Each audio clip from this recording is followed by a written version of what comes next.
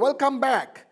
In our last segment, we studied as to why Jesus came when he came, when the fullness of time was come. Okay, what it meant, so on and so forth. And today we are going to start with the divisions of the New Testament. There are 5 divisions of the 27 New Testament books. Hey, do you know to recite the 27 books in their order? Shall we try? Well, if you don't know, no worries. We can, during this synopsis, learn the divisions and automatically we can start memorizing. We will remember the books. Okay, let's start. So it starts with the Gospel of Matthew, Mark, Luke, John, the Acts of the Apostles, the Epistle to the Romans, 1 Corinthians, 2 Corinthians, Galatians, Ephesians, Philippians, Colossians, 1 Thessalonians, 2 Thessalonians, 1 Timothy, 2 Timothy, Titus, Philemon or Philemon to some people, and then Hebrews, James, the Epistle of James, the first Epistle of Peter, the second Epistle of Peter, the first, second, and the third Epistles of John, the Epistle of Jude, and the book of Revelation, 27. Now these 27 New Testament books are divided into 5 sections, not by Suresh, but by scholars. Praise God for that. The first section, the Gospels, consist of the first 4 books, Matthew, Mark, Luke, and John. During our study, we are going to learn as to why God had to use 4 authors to talk about the one story of Jesus. That's fun, that's interesting. That's section number 1. The second section, history, has only one book, the Acts of the Apostle. Okay? The third section is called Pauline epistles, or for some people, Pauline epistles. Why?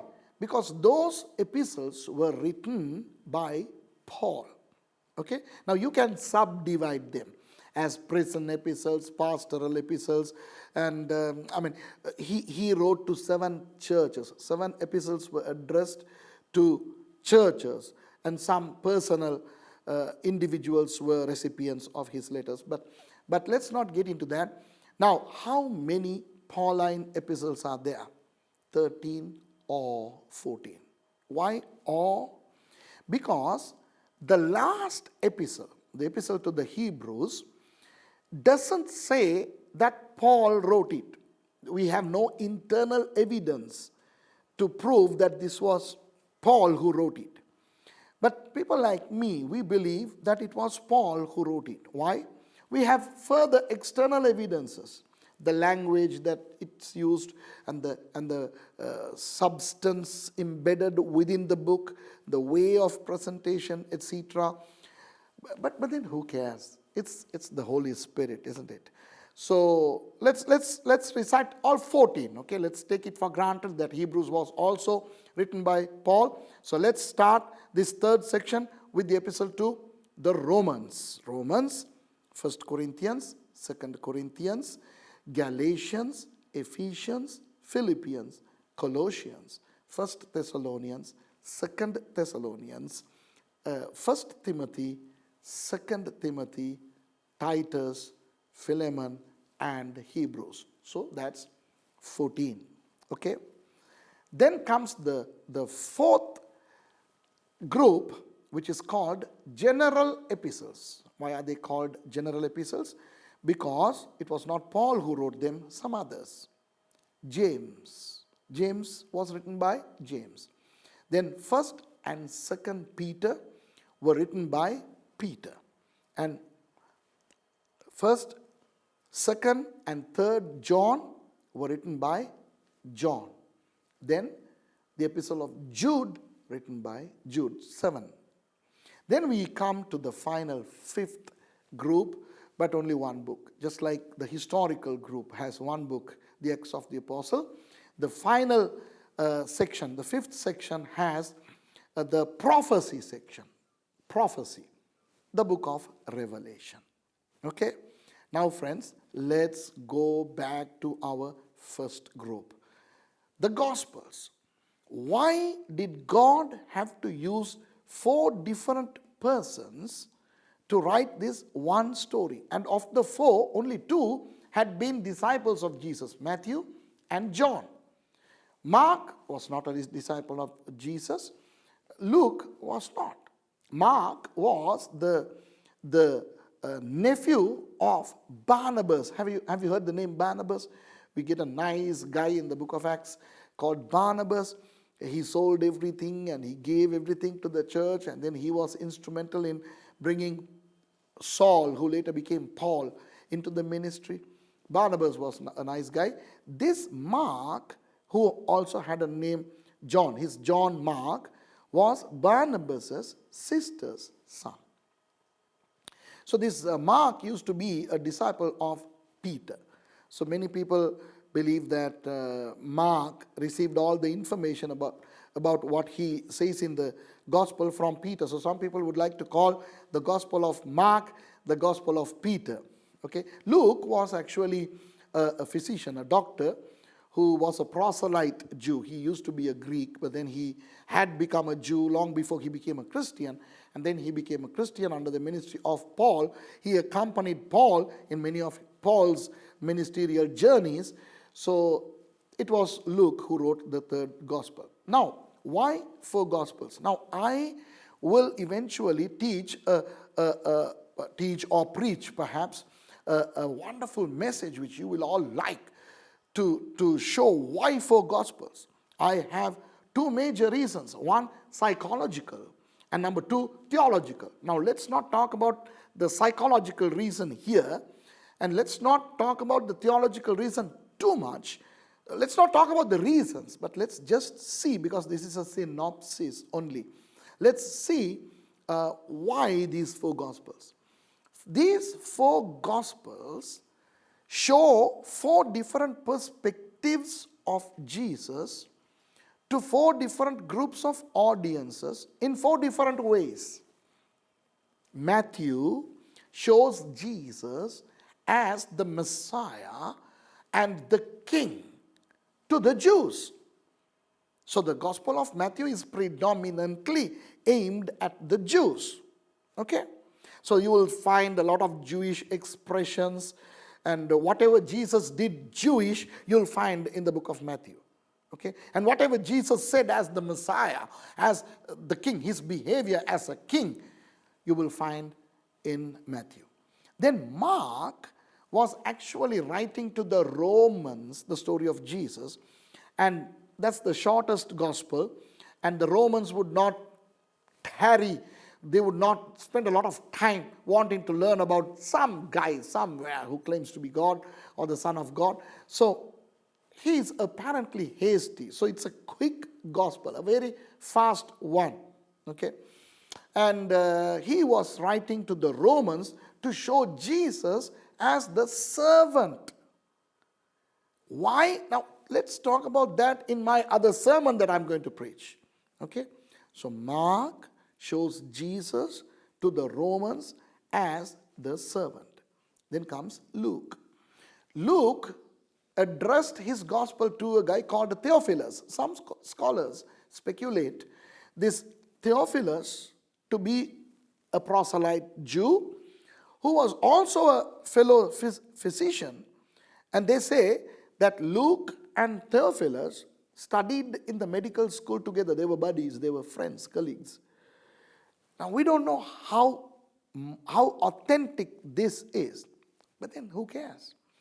But then this physician writes his book to the Greeks to show Jesus as the Son of Man.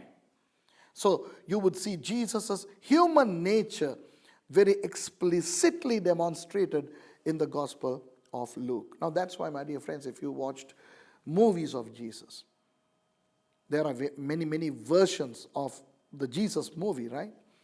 They usually base the movie on the Gospel of Luke than the other 3. Because Luke contains a lot of information, a lot of the human side of Jesus, so on and so forth. Then comes the 4th Gospel, John. John, just like Matthew, wrote to the Jews, but not to show Jesus as the Messiah or the King, like the way Matthew does, but to show Jesus as the Son of God or even God. Look how he starts. In the beginning was the Word. The Word was with God, and the Word was God. He's starting that. He's not talking about Bethlehem. He's not talking about the star. He's not talking about the Magi. He's not talking about anything else, but he starts in heaven. The Gospel of John starts in heaven, in the beginning. Ooh, just like Genesis 1:1. In the beginning. And then in verse 14, he says, that Word became flesh. Interesting, eh? He has 21 chapters, and yet he chooses to inscribe only 7 miracles of Jesus. There are 8 actually, but the 8th one is in chapter 21. That's after Jesus rose again from the dead. But the miracles that performed before going to the cross were many, thousands. But John chooses only 7. And in those 7 miracles, he is showing the divinity of Jesus. Shall I preach that also soon? The 7 miracles of Jesus in John. Okay, to show who Jesus was. The 7 aspects of the divinity of Jesus as shown in John. Yes, you can await that message also. Okay, if you like to hear my messages. Okay, and then Jesus taught a lot of parables, but not a single parable of Jesus is found in the Gospel of John. Why? Because it's not relevant to John. He's concentrating only on the divinity of Jesus. Okay? The God, the divine side of Jesus, and Jesus as the Son of God. So that is why, to show Jesus as the King and the Messiah to the Jews, Matthew. To show the Romans that Jesus is the servant to the Romans, that's Mark. And to show the Greeks that Jesus is the Son of Man and he is full of his human nature, he was 100% man, that's the Gospel of Luke. And to show that this 100% man is also 100% God, he's the Son of God and he's God, he was the Word, he became flesh. Now that's John, showing the Jews that, this is your God who has come down in flesh. That's why the 4 Gospels. So my dear friends, if you find some apparent contradictions in the Gospels, now usually, as I said, John is not talking about the many miracles of Jesus, many discourses of Jesus, and parables of Jesus. So usually John stays aloof, segregated, separated from the other 3, and therefore Bible scholars call these 3 synoptic gospels. Sun means in Greek 1. Optic means seen. So seen as one, seen together, these 3. So when you look at Matthew, Mark, and Luke together as a synoptic gospel, then you get the synoptic problem. What's that problem? There are certain details that are found in either all 3 Gospels or in 2 of the 3. And when you compare, you will see differences. And some of those differences appear like contradictions. Now that's synoptic problem. But we in Bible colleges teach our students that synoptic problems are not problems at all. Why do they differ and what are the differences, and so on and so forth. So those are the 4 Gospels. Enjoy reading the Gospels, my dear friends. Let's go to the second section. History. The Acts of the Apostles. Now if you read the first couple of verses, you will see that Luke, who wrote the 3rd Gospel, actually wrote the Acts of the Apostles to the same recipient, Theophilus. Okay? So the Acts of the Apostle is sort of the continuation of the Gospel of Luke. The next time you read the Gospel of Luke and then jump to the Acts. You'll have fun. It's like reading one story all the way from the birth of Jesus all the way to Acts chapter 28, where the Gospel has gone to Rome. Okay? 28 chapters are there in the book of Acts, and Acts is interesting because it starts where Luke lives. In the book of Luke, Jesus takes all the people to Mount Olives for him to ascend. So he let those people see him ascend to heaven. And he ascended to heaven 40 days after he rose again from the dead. And the book of Acts begins on Mount of Olives. Jesus took them there, and then before he ascended, he said a couple of things. Hey, don't leave Jerusalem, remain there. You will be receiving the baptism of fire, and when the Holy Spirit comes on you, you shall be my witnesses. Acts chapter 1, verse 8 is very interesting, okay? Let me just give you an interesting synopsis.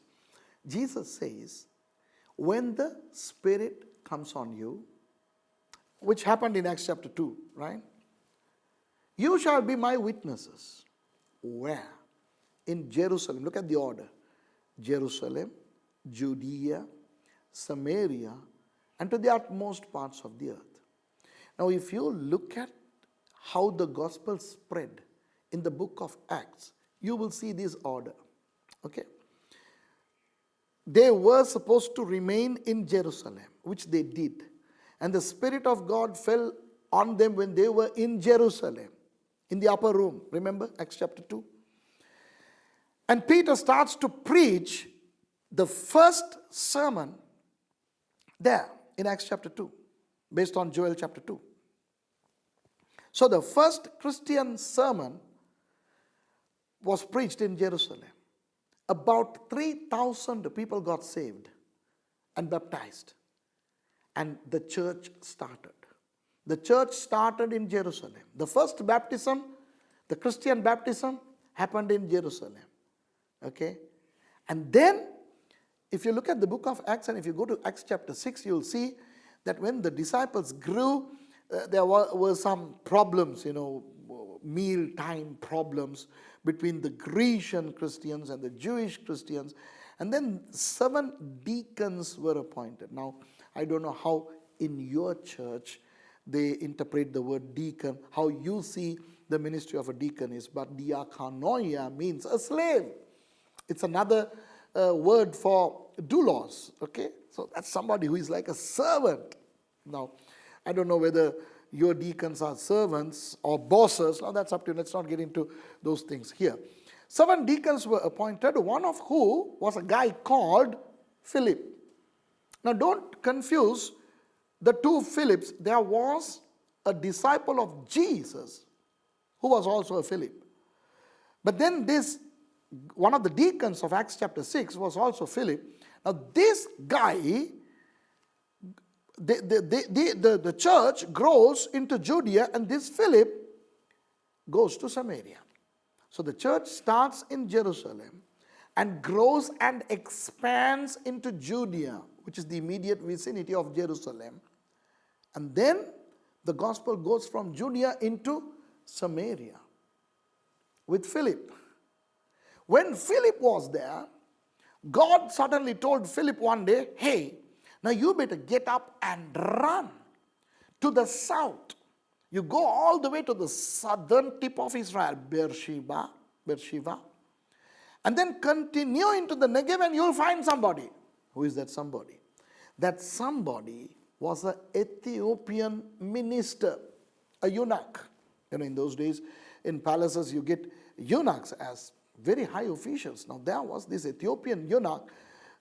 He must have been a Jew because he came to Jerusalem, stayed there for some time for the Jewish religious purposes. And then he was returning, and on his return, he was reading the book of Isaiah. Obviously, he was a Jew. And Philip runs alongside the chariot, and he asks this Ethiopian eunuch, excuse me, sir, do you understand what you're reading? And the Ethiopian guy says, well, no, not really. If nobody explains to me, how can I explain? Then Philip says, can I explain? Then the Ethiopian guy says, come on up here. Sit with me and explain. And then Philip preaches the gospel to this Ethiopian guy. And that guy gets saved. And he says, all of a sudden they come to a place where there is water. And then this Ethiopian guy asks Philip, there is water. Is there any obstacle for me to be baptized? Philip says, no, come. And then Philip baptizes this guy, and then the Spirit of God takes Philip away, and that guy very happily goes to Ethiopia. So the Ethiopian guy, he comes from the utmost parts of the earth. Remember Esther 1:1, from India to Cush, India to Ethiopia. So Ethiopia was the utmost part of the earth. So the gospel goes to the utmost parts of the earth from a guy who came from Samaria. Interesting, right? Now this man, the Ethiopian eunuch, was in Jerusalem all these days. He was visiting Jerusalem. I don't know for how many days, but for however many days he was in Jerusalem. And who were there in Jerusalem? The apostles, even the apostles who were disciples of Jesus. This Philip was just a deacon, whereas in Jerusalem there were real apostles, powerful guys. So God could have used one of those powerful guys to preach the gospel to the Ethiopian guy whilst he was in Jerusalem. But what Jesus said in Acts 1:8 is not only spiritual, but it's also literal. Jesus said, Jerusalem, Judea, Samaria, and the utmost parts of the earth. So in the book of Acts, you'll see this beautiful order in which the gospel expanded. Wow, interesting, isn't it? These tiny little nitty bits that we don't usually see. So the church starts in Jerusalem, grows in Jerusalem, expands in Jerusalem, then it expands into Judea, and then Philip goes to Samaria. So from Judea to Samaria, and then from Samaria to Ethiopia. Ooh, amazing. And then you will see in the book of Acts how Saul, the persecutor of the church, converts to become a servant of Jesus, who becomes Paul. And then the Pauline ministries, he undertook 3 missionary journeys. He went from one place to another. It's all there in the book of Acts. And then finally, in his 4th journey, he goes to Rome. And in chapter 28, the last chapter, the gospel reaches Rome, and Paul is there. And he started preaching the gospel there for 2 years. Now that's how the book of Acts ends. So there you will see how Peter was used by God, and how the church in Jerusalem was strengthened, and some bleak things also happened. Stephen was martyred, stoned to death, and James was beheaded. So you will see the ups and downs, the persecutions and the revolutions of the gospel. The problems, people like Ananias and Sapphira being judged immediately in the church for lying to God and deception. But then you'll see the grace of God, and you'll see historical, and yet you'll get a lot of spiritual insight. You'll get a lot of theological insight and stuff like that. The book of Acts, 28 chapters, very interesting. Read the history. But it's not just a regular history. It's the history of the church as to how it started in Jerusalem and how it went all the way to Rome. Now, Rome was the world capital. Now, if you have a business that you want to expand into your entire nation, your business has to be stationed in your capital, right? You can't have your business headquarters way out there in the village and expect you to grow and expand. You need to be in the capital. So in those days when the Romans were ruling the world, the world capital was Rome. So by Acts chapter 28, you see Christianity in Rome. Starting Christianity in Jerusalem, Judea, Samaria, all the way to Ethiopia. And in the end, it is there in Rome. So my dear friends, enjoy the 4 Gospels and the book of Acts. And as I suggested, read Luke and then Acts of the Apostles, because Acts is the continuation of Luke. Next time, let me meet you with the Pauline or Pauline epistles. Until then, may God bless you.